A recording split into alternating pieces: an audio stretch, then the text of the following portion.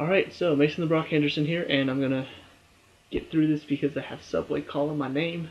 I'm hungry, but I'm going to review stuff. This is Agents of S.H.I.E.L.D. Season 3, and not one of the best ones in my opinion, but still needed, because we need to know what happened with Simmons. We need to know, why does she want to go back? We want to know what happened. What happened? She was over there for 6 months. And the main problem this episode suffers from is the same problem that How I Met Your Mother suffered from in the last 2 episodes. And that is, it tries to fly through so much time in such a short amount of time. And if you guys have not seen How I Met Your Mother, first of all, go watch it. It's hilarious. It's a good show. It's a great show. But a lot of people really hate pretty much how it ended. And the reason is because the story's being told in 2030. And it ended like last year. And so he's telling it from 2030, but it started in 2005. And so every time he's telling the story, that's whenever the episode was aired, that's actually when the episode is happening. He's just telling his kids in the future about it. And so it ended 2014. And so they flash forward through like several years. Like, I'm not even sure how. It was about 10 or something like that, because they had 16 years to 2030, right? And so a lot of stuff happens in the final 2 episodes that makes everything make sense.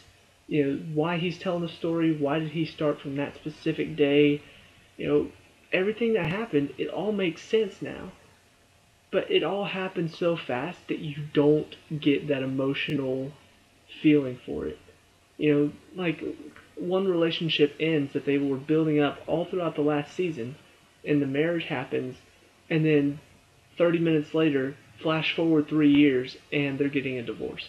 And you're just like, what? Like, it felt so rushed that a lot of fans hated that you didn't get to, it was emotionally dull. And that's kind of, obviously they have a whole hour to go through 6 months, so it's not as rushed, but it still feels a little tough to really connect with them, with Simmons and this guy Will. But basically, Simmons ends up on this other planet, and about a month goes by before she encounters Will. She's just surviving. She's got water. She killed this beast thing inside this pond for food. And so she's surviving, and then she gets captured by this guy. And come to find out, he's an astronaut sent by NASA in 2001 into the monolith with this group of scientists to discover what was on the other side. And of course you can tell where they're going with it because, first of all, the guy's fairly good looking. He's built. And so you can tell they're kind of going to play a bit of a romantic thing with it, especially because they're the only 2 people on this planet. But you slowly start to figure out that this planet has a very dark side, where I don't know what the being is, but there's this. It's always followed by a sandstorm, and not Darude's sandstorm. Humor. But it's always followed by the sandstorm, and it convinced these guys to like kill themselves somehow. The 3 scientists that were with Will, and it drove them mad. And you get a glimpse of it at the very end and what it tries to do. So I'll get to that in a second. I say a second, I mean like probably 20 minutes. But anyway, but Simmons and this astronaut Will, they start to work together. And I love how they put it, because Simmons is always talking like there's hope. There's hope to get out of here. Fitz is gonna find us. Fitz, we're supposed to have dinner. Fitz will find us. He'll help us out. And he's like, no, there's no hope. And that just comes from having been there for 14 years. And so, like, Simmons says, look, we'll work together. I'll be the voice of hope, and you'll be the voice of doom. We'll balance each other out. And she's like, see, it's working already. He's like, no, it's not. And that's, it really does show that they do fit together on this, quest for survival on this planet, because they do balance each other out. Um, and so the breaking point, they work together a bit. Simmons tells him about her. They talk things out, and the breaking point comes whenever Simmons finally finds out that there's another portal opening um, at a certain time, and she knows where, she knows when.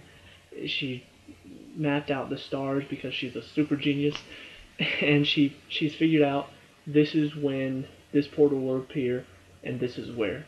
And so they're like, we're gonna get there, and we're gonna escape. But just in case, here's this bottle that we have a note inside, so Fitz knows how to open the portal and how to get to us.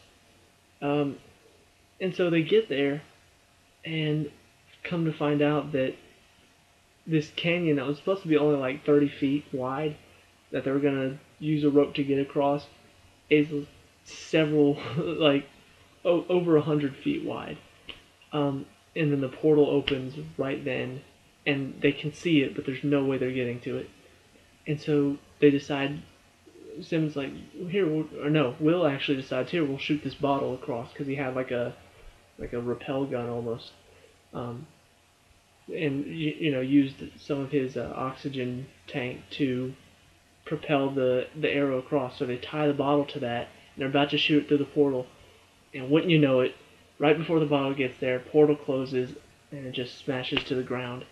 And that's kind of the breaking point for Simmons, because that was, she knew Fitz was going to try to find her, and that was the only way that she thought he was going to be able to do it, and so that was her last hope. And so after that happens, she breaks down, she's, crying, and of course, cliche, Will comforts her, and then they start kissing, and, at that point, it's clearly out of, there's no hope, and it's, I don't want to say that, because I guess a lot of, I don't know how fans are taking this, but the fan side of me wants Fitz and Simmons together, because they do work well together. She said it herself in this episode. They're inseparable until now, and after all this time, finally getting to see them together, you want them to be together. And so whenever that happens, you're just like, ugh. Like you see it coming, but you don't want it to happen, because you want Fitz and Simmons together. At least that's my point of view. But you totally understand why. She's been on this planet for a long time, and this guy has been the only source of a company she's had. And of course, when he comforts her, of course there's going to be a little bit of connection there. And so they flash forward to right before the portal opens. You can see that they're really, their connection has grown. Like, they've really come to accept that we'll just, we'll be here. This is our new home. Simmons has decided that was their last hope, and so, she decided that's it. I'm just gonna live here now, and so they've kind of started like a little life together. And I can't remember what it was probably like a couple months, or maybe just one. But they've got it all sorted out to where they're finally going to see the sunrise, because it only rises once every like several years, and it's only up for a few minutes. But right before it happens, you see the flare that was shot, and she's like, "It's Fitz, he's finally found us, come on, let's go." And they start running, and of course the sandstorm hits. And that's where you finally see this being, whatever's controlling it. And she looks at it, and she sees an astronaut. She's like, "It's one of you, they sent somebody to find us." And then you look a little bit closer, and it's clearly like, I wasn't really sure what it was, but it looked like it was kind of cut up a little bit, the suit. And so, Will is like, "Run, go, get out of here." And he had a gun that he only had one bullet for, and I think he was saving it for this beast, whatever it was. And so you see that scene. You finally, you see that she's over there. She's making it to Fitz, And then obviously that's where that story kind of ends for Simmons and where our new story picked up. And she had been telling Fitz this whole story, and she's like, "That's why I have to go back, because he's the only reason I survived on that planet. I have to go find him." And of course, you knew when Fitz heard this story, he'd be upset, but you knew he'd help her because he's Fitz, and he had spent so long looking for her. And yeah, it hurts him, but that's the type of person he is. He's gonna help her. He's gonna help him for her sake because he'll do anything for her. Um, and so of course he pulls up his laptop. He's like, "I'm gonna find him for you." And so, that part was a little bit like, of course they're gonna do that. So, the final, I guess, part of the episode was showing him looking at the sunrise slowly setting, and he has no bullet left. So you do kind of wonder, did he kill the thing, or did he fire the shot and miss? Like, what happened? So there is a lot of intrigue left. But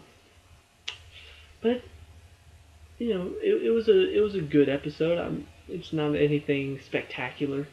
And you get to see Simmons a lot more vulnerable. She's couldn't imagine being on another planet, but she's you can see her talking to a Fitz picture on her phone, saying, "Fitz, we'll get out of here. You'll find a way. I know you will."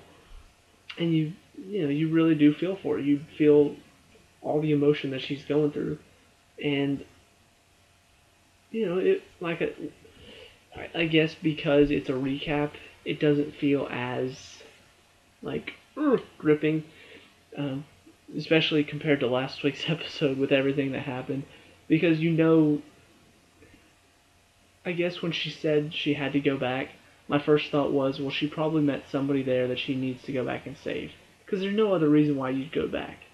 So whenever they confirmed that and they told the story, I knew where it was going, and that's the only thing that really, I guess, I don't even know the right word, not really dampened the episode, but made it seem a little bit less gripping, is that I knew where it was going to go, and I knew that she was going to survive, and I knew that he was going to help her survive, and that they were going to, connect a bit, and that she was going to feel for him and want to go back for him. So, overall, good episode, and yeah, that's that's pretty much it for this episode. Probably actually one of my shortest reviews. So, but gonna have a Criminal Minds review up probably tonight at some point, and also I am almost through season 1 of Agents of S.H.I.E.L.D. So I'm gonna try to do a review of that. It'll probably be a two-parter, just because as I'm watching it, I'm like, holy crap, like, how am I going to get this all into one review without it being like an hour long? So I may split it up into two parts. Not two farts. That would be nasty. Just don't ever fart a review, okay? If you ever thought about doing that, don't. Because as soon as the words were out of my mouth, I thought to myself, that was stupid. So don't ever do that. The puppy's keeping me company. So anyway, I will have that review up hopefully pretty soon. But until then, I will watch more TV. Peace out.